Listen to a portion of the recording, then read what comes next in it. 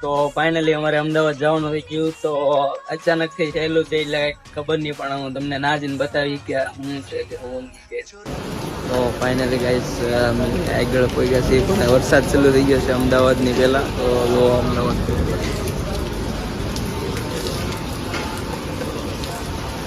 થોડીક તકલીફ પડે એમ છે, એટલે નાસ્તો કરી લઈએ અત્યારે. રેપિડો બુક થઈ ગઈ છે, હવે જઈ છીએ વસ્તુ લેવા.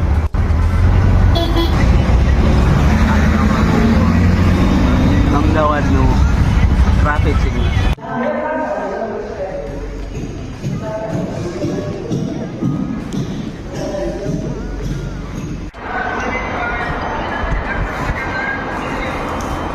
ભાઈ